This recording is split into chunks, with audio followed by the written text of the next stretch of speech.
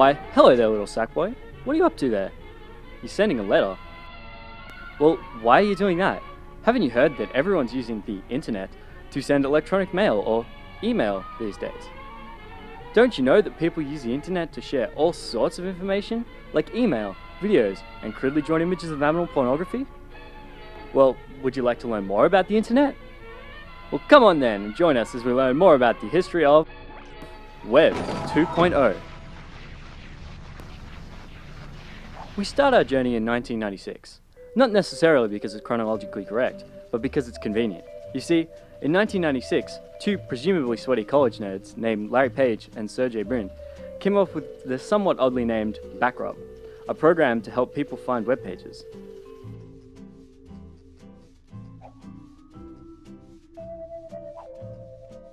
Before long, this became Google and is now worth over $30 billion.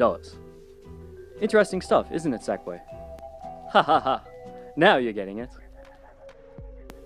Around this time, several internet pioneers were developing the idea of web blogs.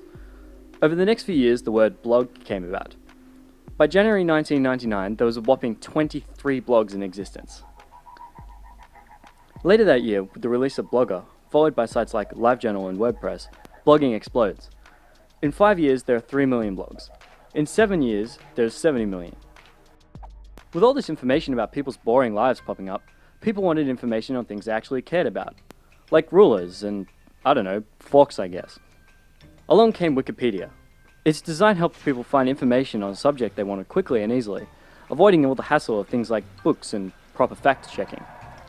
And did you know, out of the millions of people who use Wikipedia, only about 1,400 people contribute nearly 70% of information on the site? And that concludes our wriggle through the tubes of the internet for today. Be sure to join me and Sackboy next time as we learn more about social networking. Ah, hello again. I didn't see you come in. Well, come on, and let's get going on another exciting adventure into the steamy bowels of the internet.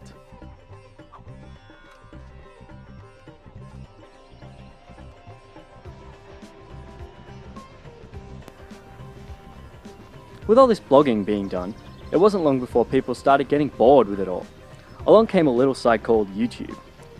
By allowing users to create and upload their videos, people could finally live out their dreams of being a TV star. But people wanted more. They wanted their own personal truck stop on the great superhighway of information. Along came the social networking site MySpace. Before long, over 100 million people had profiles. MySpace allowed people to make their own little temples of narcissism online, kind of like internet bedrooms. However, like most bedrooms, they were mostly very messy and many profiles became unreadable. Luckily for us, the glowing monument to the whiteness of Web 2.0, Facebook, came about. Its simple design saved us from all the deadliness of sparkly pink animated graphic interchangeable format files. Before long, Facebook had twice as many profiles as MySpace.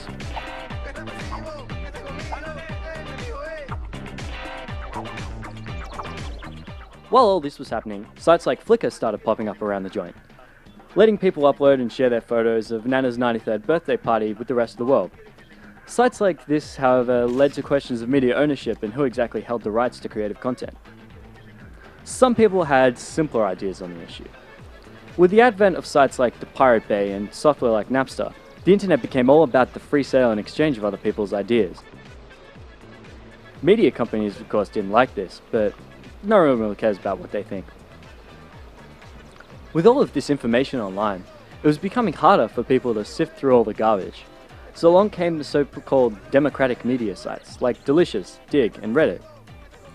They allowed people to vote on the pages they found most interesting. However, it's believed that on the largest social networking site, dig.com, that about 100 users control roughly half of what makes it to the front page for others to vote on. So apparently it works just like regular democracy. There's no telling what exactly Web 2.0 will throw our way next. What magnificent advances await us in the future, we can only guess. But whatever it is, I'm sure someone will post it on Twitter.